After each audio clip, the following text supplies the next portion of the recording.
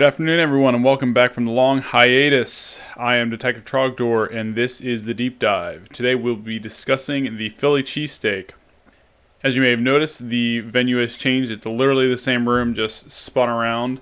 We are almost done moving, and those last 2 weeks were me prepping the house for the final sale, and we are under contract at this moment, so we are just waiting to finalize those documents. So soon the venue will change again. But until then, you're going to be seeing the room from this angle. Also, since we last recorded, we finally hit 20 subscribers, so we can finally add this plaque to our repertoire.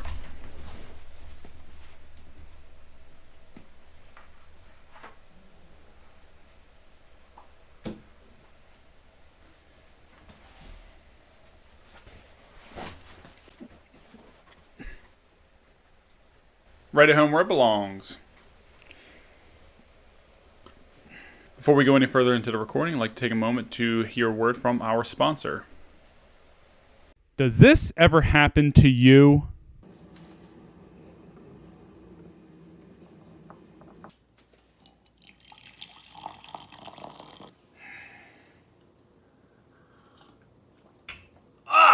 This coffee sucks! I'm sure you hate your coffee, don't you? I'm sure that you do, because everyone these days is drinking something that they can just find at a store willy-nilly. It's just beans, and then you're pouring hot water over, and you're like, great, cool, bean water. Might as well be using black beans at this point.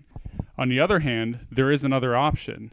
Ubora Coffee Roasters is a veteran-owned company based out of Augusta, Georgia, but they will ship anywhere in the continental United States. Their coffee is ethically sourced from many different sources, such as Brazil, Rwanda, and plenty of other countries. They have a wide variety of different flavors of coffee that'll suit you no matter if you like a dark roast or a light roast. I personally prefer the Watchstander blend, which I couldn't get a bag of because it's in that high demand. You can buy the coffee as whole bean, or you can buy it ground. They also offer different varieties of tea, which I will just post credit in right here, because I'm here really just to talk about coffee. So whether you're a coffee drinker or a tea drinker, Ubora Coffee has something for you. So go to this website, uboracoffee.com.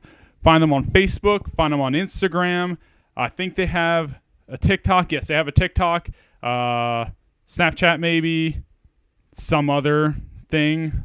Thanks again, Ubora, for sponsoring me. And now, back to the video. So, apologies for the lack of t-shirt design. Everything's kind of packed away right now, so we're just going to go with whatever shirt I have on for the time being, and we'll get back into t-shirt designs once I am settled in my new place. But today, we are going to be talking, as mentioned, about the Philly Cheesesteak. So many people, when they hear the word cheesesteak, they automatically associate it with Philadelphia, and there's good reason for that. The steak sandwich was not a new concept. It was found in recipe books back in the 19th century, where it was pretty much just chopped steak meat, put on a roll, and given a sandwich.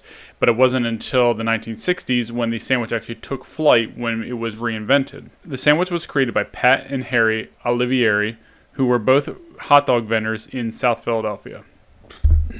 Eating hot dogs pretty much every day for lunch, Pat and Harry got tired of eating the same old. So one day, Harry said to Pat, hey, go grab some steak meat from the butcher down the street, and we'll chop it up, we'll fry it, and put it on a roll, and we'll have ourselves something different. As Pat was cooking up the sandwich, one of his normal customers, a cabbie, was driving by, and he stopped to get some lunch, and he saw what Pat was having and said, "Hey, buddy, what the heck is that?" At which point, Pat proceeded to, cut him a slice of the sandwich, and the cabbie said, "Amazing! I've got to tell someone about this! Hey, all you people! You should stop selling hot dogs and start selling this sandwich." Now, at this time, it was just steak meat and fried onions being thrown onto a roll. But after enough of the customers started ordering the same sandwich, enough of people were starting to, compliment him and give him their opinions, the suggestion was given to add provolone cheese to the sandwich, and thus the Philly cheesesteak was born. Pat created the sandwich in 1933, and by 1940, after having enough traffic on this sandwich, he decided to open his flagship location at the intersection of South 9th Street, Wharton Street, and East Passyunk Street. The cheesesteak sandwich started out originally for Pat's recipe with steak meat, grilled flat, grilled onions, and provolone cheese melted on top, and then you put the bun on top, flip it, and then you got yourself a sandwich. Over time, though, he started tweaking the recipe to something that he believed was perfect, which he started chopping the steak meat as it was cooked on the grill top. Still had the fried onions, and then now he started using Cheese Whiz because it was much cheaper and it also melted a lot quicker on the sandwich. In 1966, however, Joey Vento decided to open up a location immediately across the street from Pat's King of Steaks. This location will be known as Gino's Steaks. Joey came from a troubled family. His father was in jail for killing a man, and his brother was running around with different crime rings in the area. So, to keep him off the streets and keep him out of trouble, his father-in-law gave him $2,000 to invest in a restaurant, which $2,000 in 1966 is about $17,500 today. The big difference between the two restaurants, besides the Gino's is a lot more flashy, is the best description, whereas Pat's is kind of more straightforward and just has pictures of notable people that have eaten at his restaurant. At Pat's Steaks, if you order cheesesteak, you are going to get one with the chopped up steak meat, grilled onions, as well as cheese whiz put on top. However, if you go to Gino's, you're going to be getting the unchopped fried steak meat with the provolone cheese placed on top and melted with the fried onions, at which point they put the bun on top, flip the whole sandwich, and hand it to you. For outsiders looking in, Pat and Gino's are by no means the best cheesesteaks in all of Philadelphia. There are plenty other excellent options for you to find. You do not have to just go to the Italian market to get the best cheesesteak in Philadelphia. Hell, you can just make one in your kitchen, and it's probably on par with the best cheesesteaks in Philadelphia. However, there is a notorious and pretty much comical dispute between the two restaurants. The dispute is driven partially by their location, but it was mostly fueled by the media in the 1970s to drum up more, art and more things to write about, as well as just create this rivalry between the two restaurants. Their location definitely was a large factor, because when you have two restaurants that sell exactly the same product with a slightly altered recipe across the street from each other, there's going to be some division on that. But it's pretty much just they almost just drive it themselves for the publicity. I do not truly believe that each restaurant have a true grudge against the other one, because they do a different styling, and they pretty much are great for business for each other, because you go to one and you probably want to go try the other. So there you go, 2 cheesesteak sales in one day. Pat's and Gino's are not the only notable cheesesteak places in Philadelphia, and if you make your way into Philly, you should definitely try some of these different places, but there are different options you could try to go to.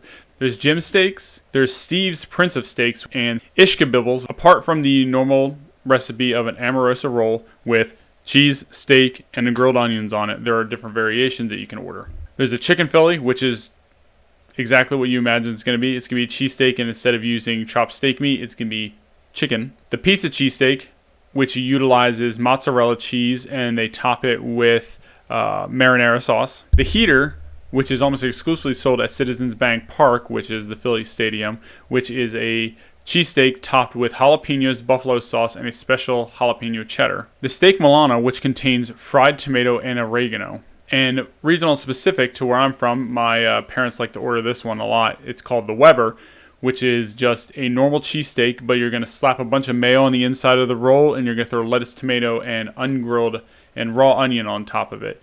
It was originated when a man from Tennessee came to the area and wanted a cheesesteak, but he ordered it different than what everyone else did, and people in Upper Bucks went nuts. They're like, this is revolutionary. I never had the concept of taking a hoagie, and instead of putting turkey or any other meat, putting fried steak meat on it. It blew their mind, and it's called the Weber. So as a treat, because back in, let's say, 2017, 2018, when I was drinking a lot, I thought I could probably do YouTube videos of cooking while drinking. And well, since it's been 2 years since I've had my last drink, now I'm just going to do sober cooking, but we're going to do a cheesesteak now. So I'm going to try cooking both Pat's and Gino's steak style, and we're going to see which one's best by feeding them to my family. So this is going to be recorded, and the outro I'm just going to record in a second. But, off to you, future Greg. Thanks, past me. Well, now that we're in the kitchen, and it definitely isn't a day later, because I definitely am going to feed my family, because I didn't just decide to make pad thai last night instead of cheesesteaks, and I'm definitely not going to feed just myself these 2 cheesesteaks. But here we are in the kitchen. We got our supplies ready. I have to hold this microphone stand down, because if I don't, we're going to get this going on for the time being. Hopefully there's not too much. Okay, cool. All right, so I couldn't get Amorosa rolls, but we got Martin's, which is out of Chambersburg, Pennsylvania, so it's close enough, I guess. Provolone cheese from North Carolina, so super authentic. A diced white onion for sauteing. We're going to toss that in. And Philly Gourmet. It was a toss-up between this or Steakums. And I wanted to say, okay, well, which one is closest to Philadelphia? And they are both from Shillington, Pennsylvania. So it was a tie. And then I currently have on the stove, I have some Velveeta melting because I couldn't get Cheese Whiz authentic. So we're going to deal with that. But yeah, let's see what we can put together now.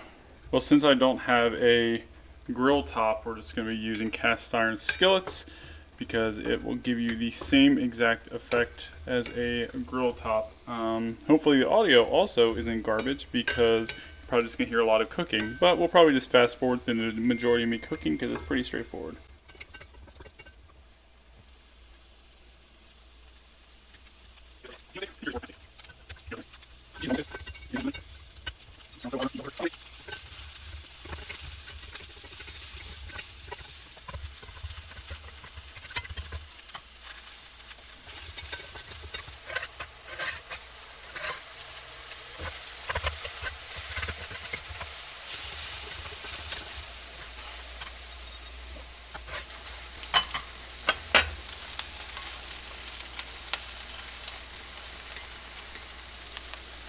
Some onions in there.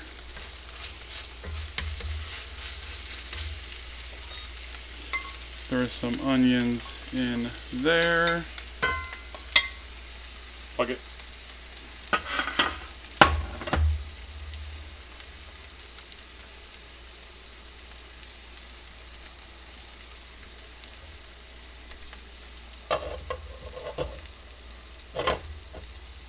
Let that melt.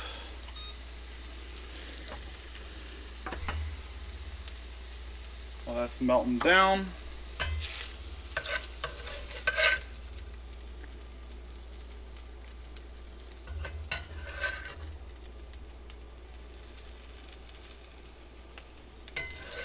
serve up this little guy.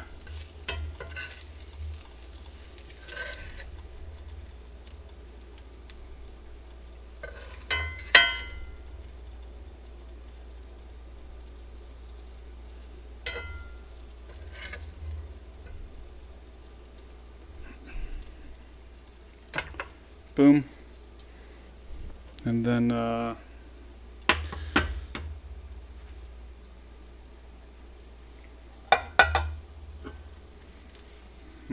healthy.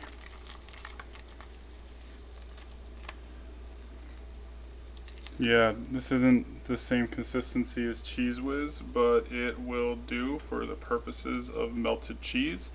It's not real in the first place, so who cares?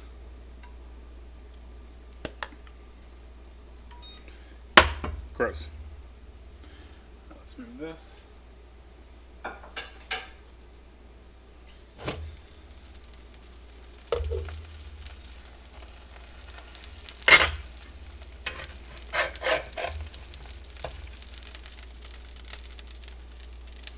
Alright, it doesn't take them nearly the whole bun. It'll get the job done. I'll just trim it. Alright, so I'm too lazy to move my entire setup after having set it up in the kitchen. So we're just gonna eat it on my lap. So we got, first up we'll do, because I'm afraid of the cheese solidifying, yet again I'm not holding this against the sandwich because the fact that I didn't use Cheese Whiz, I actually just used Velveeta, which, like I said, for the purposes of this discussion works, but after I started melting it, I was like, this is a bad idea.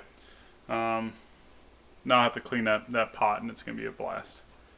Alright, so here is the cheesesteak in the style of Pat's King of Steaks.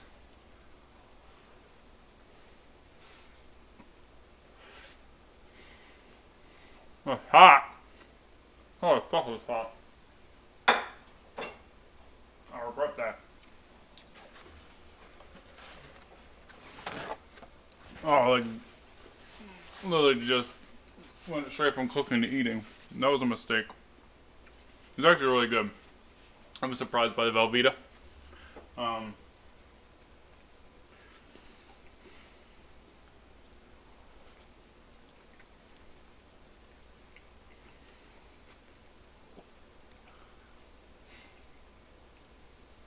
Yeah, I don't know what else to say about it. I have nothing really to compare it to at this present moment.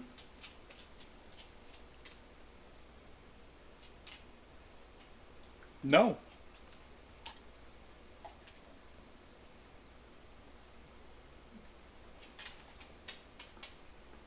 Yummy in my tummy. That was so good. I definitely didn't give any of that to the dog. It's so healthy for him. All right, so here we go. Now we got the cheesesteak in the style of Geno's, which is unchopped meat, provolone cheese.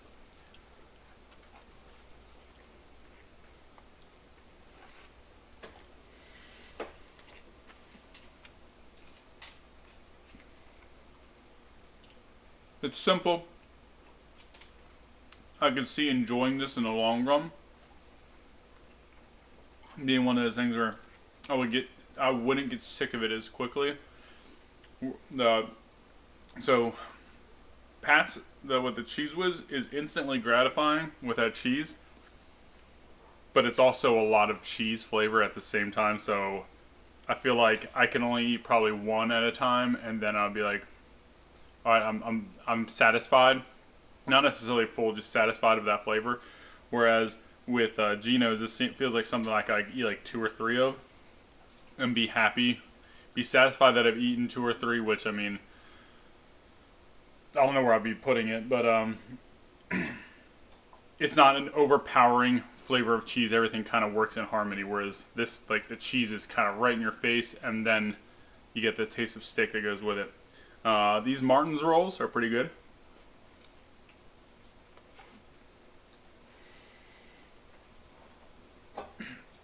I'm gonna put that paper down. Is that one? Whatever, I'll wipe something with it. So yeah, that's my final decision. I'm not saying one's better than the other, because that would be really bad at this point in the channel. I'm only like 6 or 7 videos in. But they each have their own merit, and like I said, you got Jim's King of Steak style, which is cheese whiz and chopped steak. It's much more like if you want a quick pick-me-up and you want something that like on the go, quick to eat, that's going to get you to like the savory flavors that you want right away. That's the way to go. Whereas if you want something that it's like refined, seems a real bougie way of saying it, but yeah, the Geno's is a much more like kind of refined way of going about it, where the provolone cheese isn't as offensive is the wrong word, but I guess for lack of better words, offensive, kind of in your face. I would then go with the Geno's style. Now that I'm done cooking, I'm going to finish eating these and not videotape it, because I already feel weird eating in front of a camera. So I'm going to give it back to you, past Greg. Thanks, future Greg. Well, here we are again. I'd like to thank everyone for watching this video. I'd like to thank you for taking your time to hear what I have to say and your patience over the last 2 weeks where I didn't record a damn thing. If you want to hear more from me, please leave a comment down below. Give me recommendations of what I should do. Tell me that I suck at what I'm doing, one way or the other. Any kind of interaction with my videos is going to help me gauge on what I am doing well and what I'm not doing well. If you could also hit the subscribe button and click that bell, it'll tell you when my videos come out, which my goal is to do it once a week. So the framework that I'm trying to work on these videos is going to be 5 videos, and then the 6th one will be a recap of the last 5, and then I'm going to take some time off because I'm only human and I'm not getting paid for this. I created a Facebook page, but I haven't finished it yet, so yeah, I got to work on that. If you'd like to contribute to this channel in any way, reach out to me on whatever means. We have the Instagram is up. I have a Twitter. You can find me all different kinds of ways, and thank you for watching, and thank you for sharing with your friends, and I'll see you in the next video.